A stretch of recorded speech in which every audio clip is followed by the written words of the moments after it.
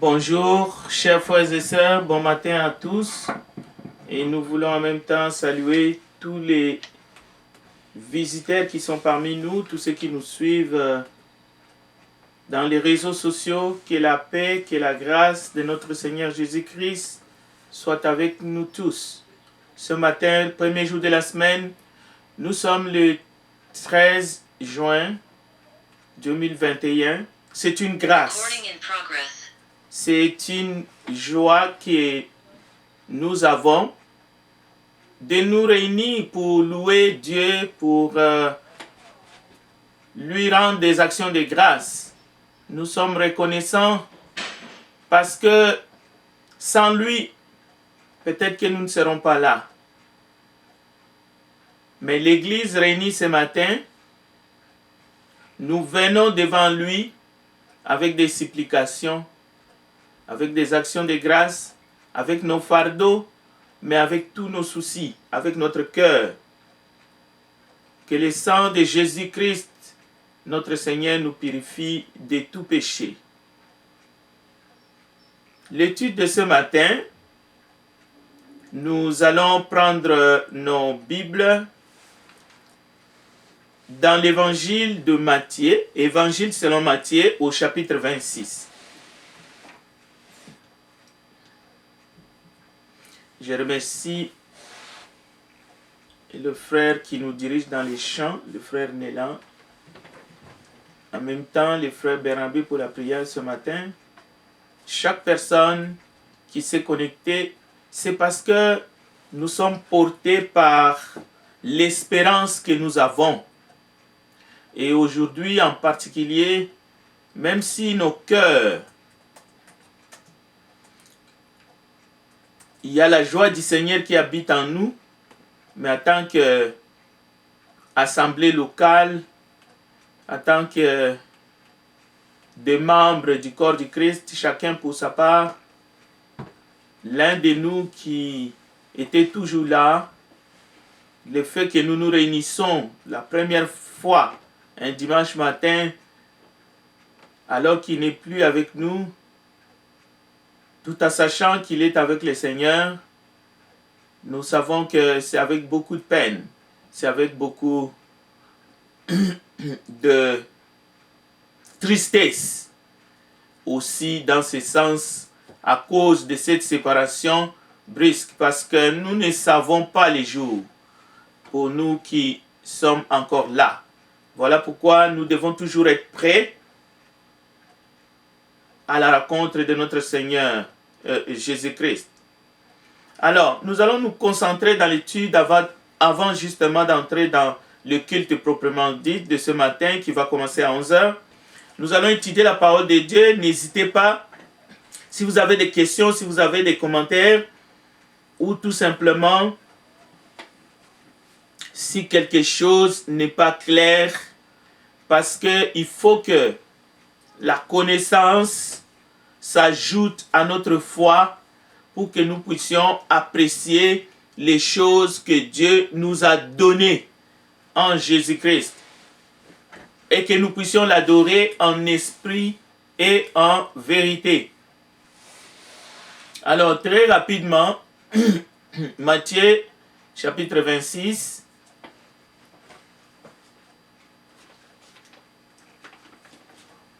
Ouvrez votre Bible. Nous allons remarquer que dans les 5 premiers versets, nous n'allons pas tout lire. Je demande à un frère de nous lire simplement le verset 1 et 2. Matthieu 26, 1 et 2.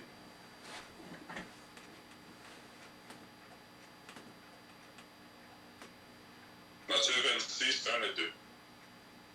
Lorsque Jésus eut achevé tous ses discours, il dit à ses disciples, vous savez que la Pâque a lieu dans 2 jours, et que le Fils de l'homme sera livré pour être crucifié. Continue. Ouais.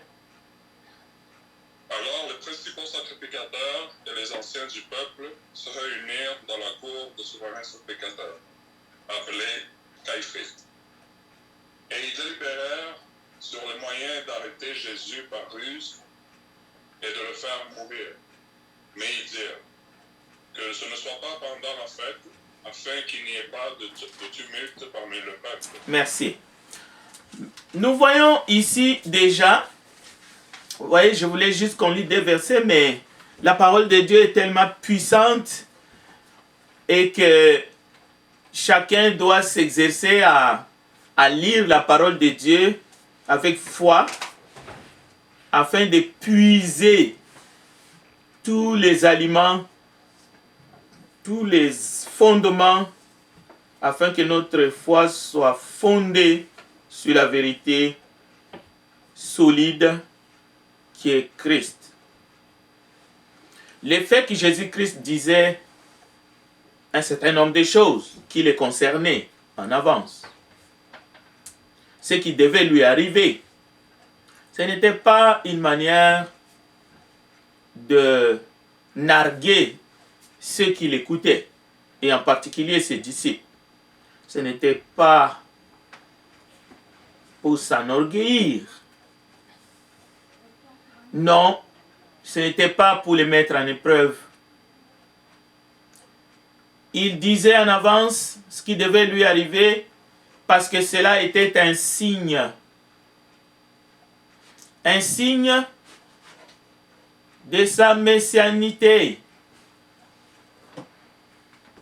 Nous pouvons aller constater par exemple dans Jean chapitre 4 verset 29, lorsque Jésus est en face de la femme samaritaine, au verset 29, la femme samaritaine, lorsque Jésus va lui dire,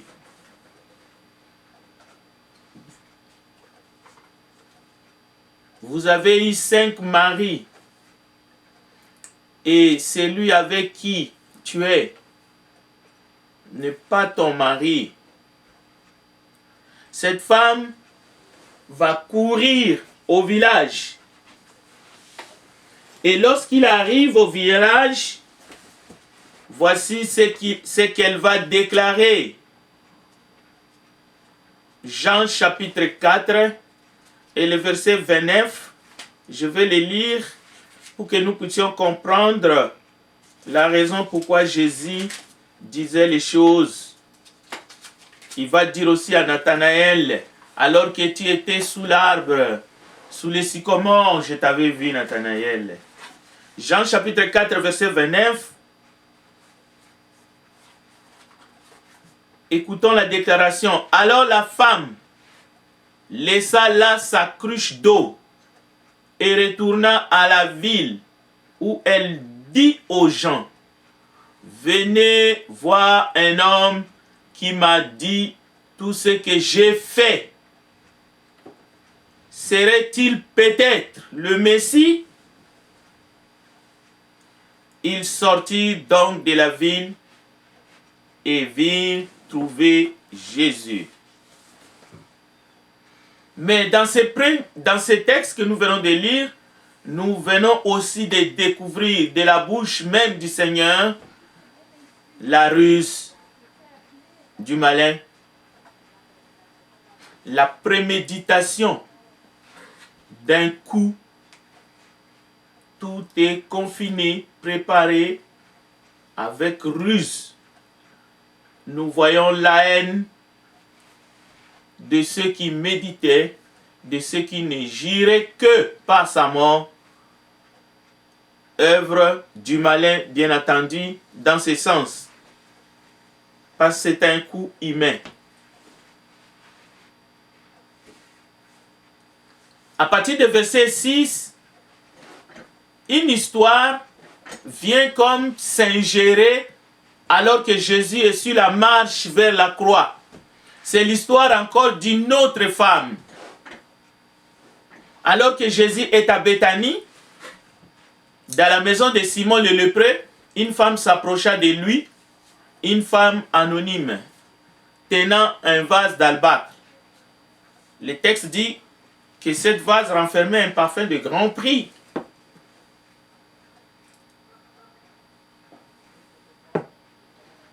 Les disciples Voyant cela, s'indignèrent et dit, à quoi bon cette perte? On aurait pu vendre ce parfum très cher et en donner les prix aux pauvres. Jésus, s'en étant aperçu, leur dit, pourquoi faites-vous de la peine à cette femme? Elle a fait une bonne action à mon égard. Car vous avez toujours des pauvres avec vous, mais vous ne m'avez pas toujours. En répandant ces parfums sur mon corps, elle l'a fait pour ma sépulture.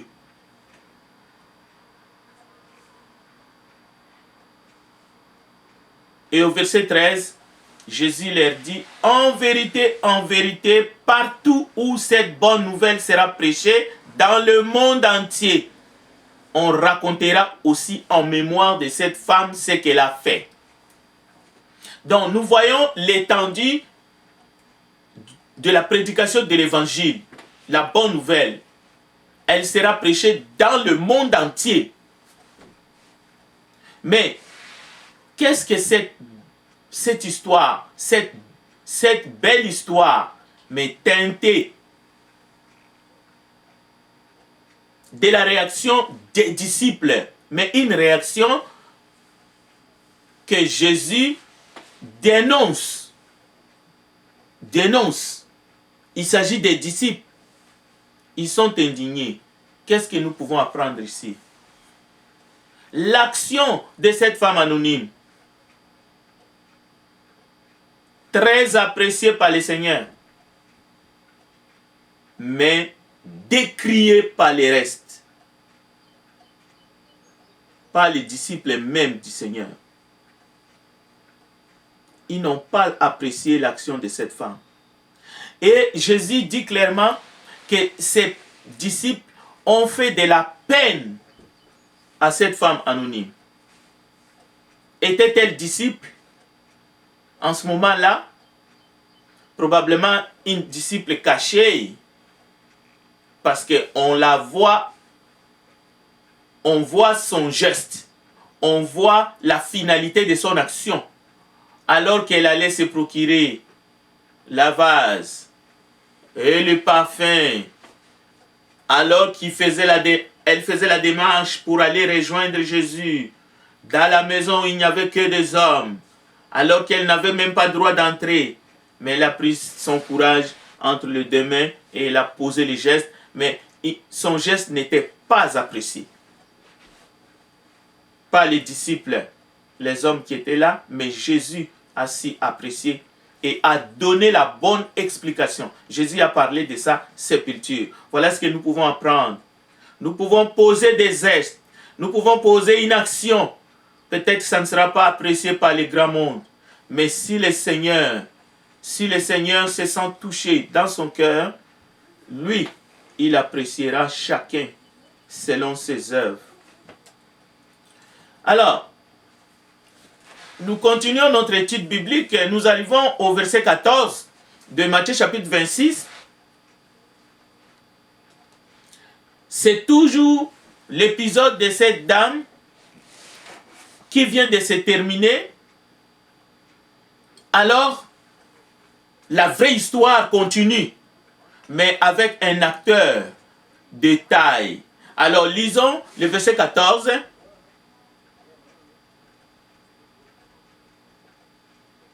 Et le verset 16, s'il vous plaît. Verset 14 à 16, les trois versets. Un frère ou une sœur qui trouve, aidez-nous dans la lecture rapidement parce qu'il y a pas mal de textes que nous voulons regarder, mais dans un laps de temps. Alors le des deux appelé Judas Iscariote alla vers les principaux sacrificateurs et dit, que voulez-vous me donner et je vous le livrerai. Et ils lui payèrent 30 pièces d'argent. Depuis ce moment, ils cherchèrent une occasion favorable pour livrer Jésus.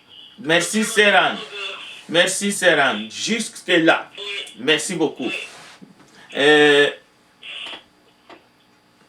J'espère que nous avons saisi déjà. Qu'est-ce que nous avons compris? Et même si nous lisons jusqu'au verset 26, c'est l'histoire de la femme qui vient de se terminer. Et on sait que dans cette histoire de la dame anonyme, Judas était impliqué. Bien que dans ce texte, en Matthieu 26, on ne cite pas son nom. Les autres évangélistes ont cité son nom. C'est-à-dire, parmi les disciples qui étaient indignés, on peut les classer en pole position parmi ceux qui étaient indignés. Et même, il a parlé. Il a parlé. Il était trop indigné parce que pour lui, cet argent devrait véritablement entrer dans la bourse et parce qu'il piochait dans la bourse. C'est-à-dire qu'il prenait, il s'en servait de la bourse pour ses intérêts personnels. Alors ici, nous devons retenir une chose. Les desseins de Dieu, nous ne pouvons pas entrer jusque-là parce que Dieu est souverain. Mais ici, nous voyons le mouvement de Judas Iscariote. Son mouvement, son initiative. Comment est-ce qu'il a pris la parole même pour indexer la dame anonyme? Pécheresse, d'accord, mais son geste tout à fait apprécié par le Christ n'a pas été apprécié par les disciples et en particulier par Judas. Mais ici, on dirait poussé par cette action, par son indignation qui était beaucoup plus importante, Judas prend l'initiative. Et le texte est clair. L'un des 12, appelé Judas, qu'est-ce qu'il fait? Le mouvement, il s'élève. Il va vers les principaux sacrificateurs. Il prend l'initiative même devant les principaux sacrificateurs. Que voulez-vous me donner? C'est-à-dire, il est en train de marchander. Il est en train de leur dire, ça y est, je suis avec vous, je veux que vous payiez pour et je veux faire le travail que vous désirez. Je veux faire tout haut, c'est que vous avez peur. Je sais que vous avez peur de la foule. Vous avez peur d'être lynché par la foule parce que la foule prenait Jésus pour prophète. Alors, les principaux sacrificateurs agissaient par ruse. Mais Judas dit, je veux vous faire les travail. Si vous me payez, si vous me donnez quelque chose, ça peut être en liquide ou en nature. Je vais aller jusqu'au bout. Et il a reçu son salaire. Pour montrer que les principaux sacrificateurs étaient véritablement, ils cherchaient, alors ils ont trouvé la bonne personne, ils lui ont donné ce qu'il désirait, ils lui ont proposé un montant et le marché était conclu et il a reçu son salaire de la trahison. Et depuis ce moment, il cherchait une occasion favorable pour livrer Jésus. C'est-à-dire, il était déjà à l'œuvre, Judas. Alors, tout ce qui va suivre, ce n'est que l'accomplissement de ce qui était déjà bouqué dans son cœur. Parce qu'il avait déjà touché. Quand vous touchez un salaire, vous devez faire le job. On ne peut plus vous pousser parce que vous êtes déjà rémunéré pour. Vous devez seulement remplir les contrats. Le contrat est signé, c'est fini, c'est terminé. Alors, regardez maintenant, si vous continuez la lecture, beaucoup de choses vont se passer. Jésus va demander qu'on puisse aller lui préparer une place pour manger la Pâque, le premier jour de pain sans levain. Mais regardez cette précision. Pendant qu'il mangeait, au verset 21, Jésus dit, je vous l'ai dit en vérité, l'un de vous me livrera. Mais il a déjà touché. Il est déjà payé pour. Mais Jésus, c'est encore un signe. Il est simplement en train de continuer à donner aux siens, aux disciples et au monde. Pas seulement aux disciples. Il est en train de donner au monde encore des signes qu'il était le Messie, qu'il était le Fils de Dieu venu dans ce monde. Alors, Ils furent profondément attristés, et chacun s'est mis à lui dire, « Est-ce moi, Seigneur ?» Il répondit, « Celui qui a mis avec moi la main dans le plat, c'est celui qui me livrera. » Les fils de l'homme s'en va selon ce qui est écrit de lui. Mais malheur à l'homme par qui le Fils de l'homme est livré. Donc, on voit encore les desseins de Dieu au verset 24. Jésus-Christ est en train, en tant que prophète, de rappeler que c'est le dessein de Dieu qui s'accomplit. Mais malheur à celui qui s'est mis en mouvement, malheur à celui qui a comploté, alors qu'il mettait sa main dans le même plat que lui. Écoutez le verset 25. Judas qui les livrait prit la parole et dit, « Est-ce moi, Rabbi ?» La réponse de Jésus est claire. Jésus répondit, à qui? À Judas. Tu l'as dit.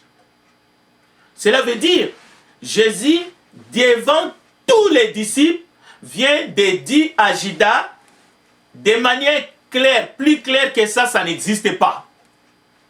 Et vous savez, même plus tard, lorsque Jésus est arrêté, à la question « Es-tu roi ?», Jésus va répondre de manière claire. Donc tous les disciples ont entendu à ce moment-là et Judas a entendu. Mais alors que Judas attend que c'est lui qui allait livrer, mais Judas a déjà le salaire dans sa poche. Judas a déjà touché l'argent. Judas a déjà signé les contrats. Judas est déjà lié avec les souverains sacrificateurs, les principaux sacrificateurs. Tu l'as dit, ça veut dire c'est toi.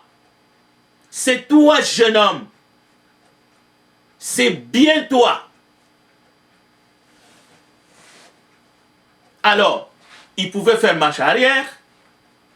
Il pouvait tomber sur les genoux, sur ses genoux. Il pouvait se prosterner. Il pouvait pleurer amèrement justement à ces moments. Il pouvait se repentir. Oui, il pouvait le faire. Il pouvait jeter l'argent devant Jésus parce qu'il avait l'argent. Mais il ne l'a pas fait. Il a décidé d'aller jusqu'au bout. Parce qu'il savait qu'il y avait des intérêts qui étaient en jeu. Pendant qu'il mangeait, Jésus prit du pain et après avoir rendu grâce, il les rompit et donna aux disciples et disant, prenez, mangez, ceci est mon corps. Donc, nous venons de voir ici dans ce texte que Judas est mis au courant, pas par quelqu'un d'autre, par Jésus-Christ en personne, mais encore une fois, il ferme son cœur. Alors, Jésus va instituer le repas du Seigneur à partir du verset 27 et il va annoncer sa mort à ses disciples et à nous, parce que nous lisons ces textes ce matin, nous avons compris ce qui s'est passé réellement. Et nous savons que ce n'est pas des histoires inventées, mais c'est notre propre rédemption qui était en train de s'accomplir à ce moment-là. Et après avoir chanté les cantiques, ils se rendirent à la montagne des Oliviers. Alors Jésus leur dit, « Je serai pour vous toute cette nuit une occasion de chute, car il est écrit, je frapperai les bergers et les brebis du troupeau seront dispersés. Mais après que je serai ressuscité, je vous précéderai en Galilée. » Donc Jésus est en train de fortifier ses disciples et le monde face à la mort. Jésus n'est pas en train seulement de raconter des histoires macabres qu'il va être arrêté et il va être tué. Jésus parle de sa résurrection, c'est-à-dire de la victoire de Jésus-Christ sur la mort. Et aussi, Jésus est en train de donner les derniers coups sur la mort qui retenait les hommes et tous les hommes captifs. Alors Jésus dit à ses disciples, quand je serai ressuscité, je vous précéderai en Galilée. Pierre prenant la parole dit, quand il serait pour tous une occasion de chute, tu ne le seras jamais pour moi. Alors souvent quand nous lisons ces textes, on se focalise beaucoup sur Pierre. Mais parce que nous étudions, regardez, ouvrons bien notre intelligence, surtout notre cœur. Jésus lui dit, je te l'ai dit en vérité cette nuit même avant que les contes chantent, tu me réuniras 3 fois. Pierre répondit, quand il me faudrait mourir avec toi, je ne te réunirai pas. Et écoutez, c'est ça les détails qui nous échappent souvent. Et tous les disciples dirent la même chose. Donc, ce n'était pas seulement Pierre. Ce n'était pas seulement Pierre qui avait un esprit combatif, comme nous le pensons. Ce n'était pas seulement Pierre qui était le courageux dans le groupe. Les autres, ce n'étaient pas des mauviettes. Tous les disciples aimaient Jésus et étaient prêts à les défendre. Ils étaient prêts à en découdre. Ils attendaient seulement le mot d'ordre. Ils voulaient que Jésus leur donne le mot d'ordre. Oui, c'était des vrais hommes. Et le texte dit, Matthieu était juif. Tous les disciples dirent la même chose que Pierre. Là-dessus, Jésus alla avec eux dans un lieu appelé Gethsémani et il dit aux disciples, asseyez-vous ici pendant que je m'éloignerai pour prier. Il prit avec lui Pierre et les 2 fils de Zébédée, Jean et André, et il commença à éprouver la tristesse et des angoisses. Il dit alors, mon âme est triste jusqu'à la mort, restez ici et veillez avec moi. Alors, comme nous venons d'apprendre que tous les disciples étaient courageux, et ils voulaient soutenir et même défendre leur maître et seigneur, ils voulaient tous les protéger, mais c'est Jésus qui refusa. Jésus va commencer à aller vers l'agonie, la souffrance progressive. Et nous voyons ici qu'il est envahi d'abord par la tristesse et par la suite les angoisses et les tortures vont arriver parce que la corde va débarquer. Donc c'est une souffrance qui est progressive. Et c'est dans cette souffrance qui est progressive, qui commence par la tristesse, les angoisses et les tortures. Quand on dit les tortures, il s'agit bien des tortures morales, des tortures physiques, des tortures psychologiques. Et même dans ces prières, dans ces mots, nous allons entendre quelques paroles pour nous aider à comprendre aussi. Au verset 39, mon Père, s'il est possible que cette coupe s'éloigne de moi. Toutefois, non pas ce que je veux, mais ce que tu veux. Alors comment comprendre celui qui donne sa vie volontairement, celui qui se sacrifie, que ces paroles sortent de sa bouche. Ça nous montre les desseins de Dieu et la volonté de Jésus qui était soumise à la volonté de son Père. Et il va répéter cette même prière plusieurs fois. Et même il va dire à ses disciples, veillez et priez afin que vous ne tombiez pas dans la tentation. L'esprit est bien disposé, mais la chair est faible. L'humanité de Christ, c'est vraiment quelque chose de fondamental pour comprendre la passion du Christ. Mais il faut non plus pas essayer d'occulter sa divinité. Alors, comme il parlait encore, voici Judas, l'un des 12, arriva avec lui une foule nombreuse. Nous sommes au verset 47. Armés d'épées et de bâtons, envoyés par les principaux sacrificateurs et par les anciens du peuple. Celui qui les livrait leur avait donné ce signe. Celui que je baiserai, c'est lui. Saisissez-le. Donc, le baiser de Judas. Et nous aimerions dire encore ce matin, ces baisers existent encore parmi les humains. L'expression par exemple, on m'a poignardé derrière le dos, c'est une autre forme de baiser de Judas. Mais Judas n'a pas poignardé Jésus derrière le dos, nous venons de voir. Parce que Jésus est en train de dire à Judas la vérité en face. Alors, il y a des actions que nous pouvons faire vis-à-vis de notre prochain. Il y a beaucoup d'exemples. Prenons le cas de Saul, de Tarse. Lorsque Saul de Tarse n'est pas encore converti et il est en train de persécuter ses propres frères, soi-disant qu'ils sont membres d'une religion qui met en péril la nation juive, il est en train de les arrêter et les amener pour être tués. C'était le cas d'Étienne, qui était lapidé alors qu'il tenait ses habits entre ses mains. Lorsque Jésus les rencontre sur la route et lui dit « Saul, Saul », Jésus lui dit « C'est moi, Jésus, que tu persécutes ». De la même façon, si Saul persécutait Jésus, lorsque nous nous en prenons contre le frère de Jésus, le membre dans le corps du Christ, lorsque nous nous en prenons contre notre prochain, nous sommes en train de persécuter Jésus. Nous sommes en train de le mettre à mort. Nous sommes en train de le crucifier. Donc c'est ça le grand enseignement ici.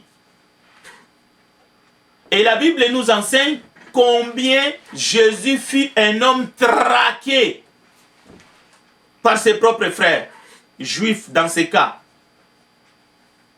Ses faits et gestes, y compris ses paroles, il était traqué. On cherchait à les prendre à défaut. Et même lorsqu'il va passer devant le tribunal, ce qui va se passer, c'est qu'ils vont créer des témoins. Ils vont inventer des témoins. Pourquoi? Parce que lorsqu'on cherche à prendre quelqu'un à défaut, on finit par inventer des scénarios. Parce que ceux qui sont venus pour porter témoignage, ils ont trouvé 2. Mais avant d'arriver là-bas, nous sommes d'abord au verset 49 pour ne pas aller trop vite. Judas, après son baiser, au verset 49, écoutant Jésus. Aussitôt, s'approchant de Jésus, Judas s'approche de Jésus, il lui dit « Salut Rabbi !» Il n'y avait pas seulement le baiser de Judas, mais il y avait le salut de Judas. Salut Rabbi, ici au verset 49, c'est le salut de Judas. C'est-à-dire le salut d'un traître. Mais il y avait aussi le baiser. Mais après le baiser, non, avant le baiser, il y avait le salut. Et après le salut, il les baisa. Et au verset 50, Jésus lui dit, mon ami, ce que tu es venu faire, fais-le. Souvent, on utilise cette parole sortie de la bouche de Jésus pour dire, Jésus envoie Judas, lui donne le feu vert pour aller les livrer. Non, non, non. Judas a déjà touché l'argent. Judas a déjà signé le contrat. Judas a déjà salué. Il a déjà fait le salut de traître, comme le salut de nazi. Judas a déjà baisé son maître. Il a déjà trahi, il a déjà livré. C'est alors que Jésus lui dit, mon ami, ce que tu es venu faire, fais-le. Mais c'est déjà fait, ça a déjà été fait. À ce moment-là, c'est fait parce que la cohorte, Judas leur avait dit quoi? C'est lui que je veux baiser, c'est lui, saisissez-lui. Alors, il a déjà baisé. Donc, Jésus est simplement en train de rappeler Judas comme il avait rappelé à Pierre. Avant que les contes chantent, tu me régneras 3 fois. Et lorsque Pierre remit la 3e fois, Jésus se retourne et regarde Pierre pour lui dire, voilà, je t'avais prévenu. J'avais même prié pour toi. Mais Pierre a réagi différemment. Donc, alors, ces gens s'avancèrent, mirent la main sur Jésus et les saisirent. Et voici un de ceux qui étaient avec Jésus étendit la main et tira son épée. Il frappa les serviteurs du souverain sacrificateur et lui emporta l'oreille. Alors Jésus lui dit, remets ton épée à sa place, car tous ceux qui prendront l'épée périront par l'épée. Penses-tu que je ne puisse pas invoquer mon Père qui me donnerait à l'instant plus de 12 légions d'anges? Donc, c'est ici justement, nous arrivons au verset 54. Jésus dit comment donc s'accompliraient les Écritures d'après lesquelles il doit en être ainsi. Ça, c'est le dessein de Dieu. Mais, il y a les mouvements de Judas. Il y a les mouvements des principaux sacrificateurs.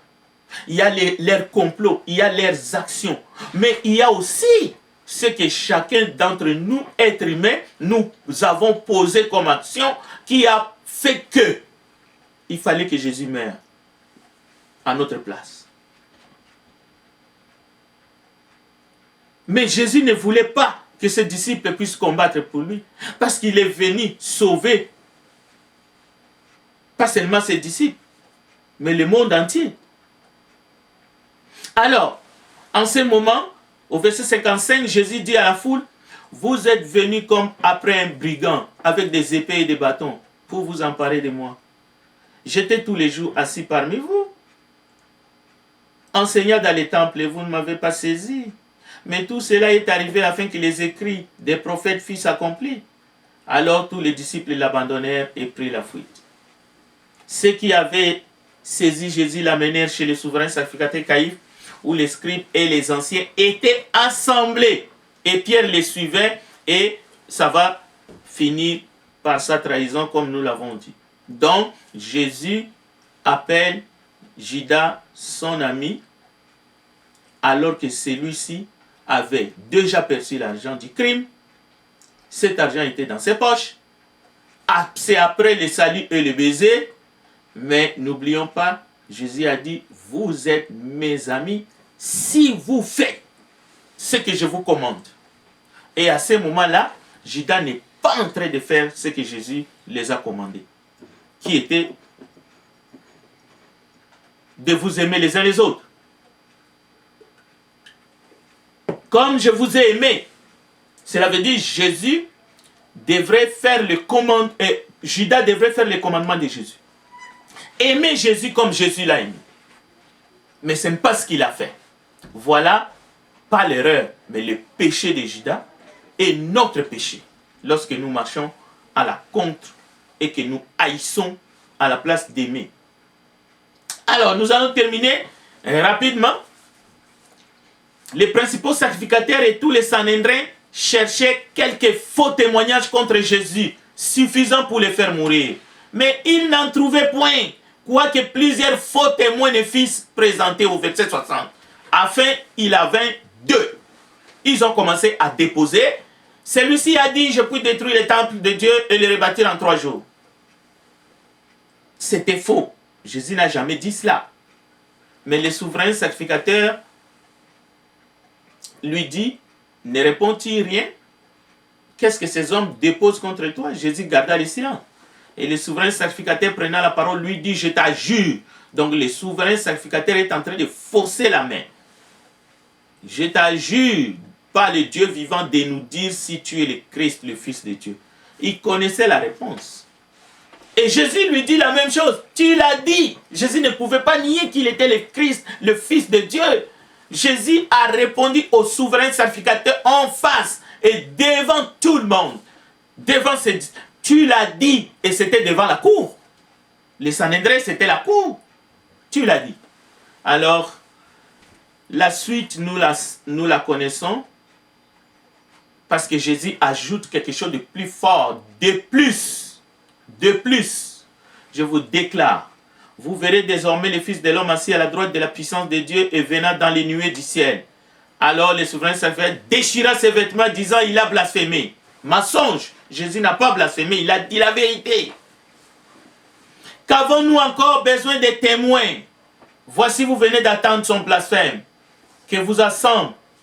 Il répondit, il mérite la mort.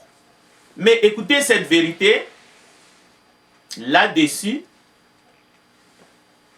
ils lui crachèrent au visage et lui donnèrent des coups, des poings et des soufflets en disant, Christ, prophétise, dis-nous qui t'a frappé. L'enseignement ici, c'est que les souverains sacrificateurs était en train de prophétiser. Il était en train de prophétiser. C'est ça la fin de Matthieu 26. Il était en train de prophétiser parce que c'était écrit par les prophètes qu'il fallait que Jésus meure pour les péchés de son peuple, afin que les péchés de son peuple soient pardonnés, mais aussi les péchés du monde entier.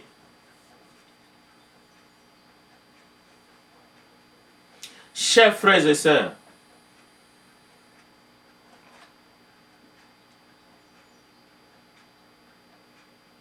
en régnant les maîtres, Pierre avait aussi commis un grand péché devant Dieu. Il avait trahi son Seigneur. Mais ça peut nous arriver à nous tous. Ça peut nous arriver parfois dans notre vie de commettre un grand péché devant Dieu. Mais Jésus avait prié pour Pierre et Jésus a prié même pour ses bourreaux, ceux qui l'ont tué. Et Jésus a prié pour les pécheurs. À l'image du brigand, les deux brigands qui étaient crucifiés avec lui. Au début, les deux l'insultaient de la même façon. Mais après, l'autre brigand s'est repenti. Et Jésus lui a dit, parce qu'il a reconnu que Jésus souffrait et qu'il était mis à mort alors qu'il était innocent. Mais il a reconnu que pour lui, pour eux, c'était justice.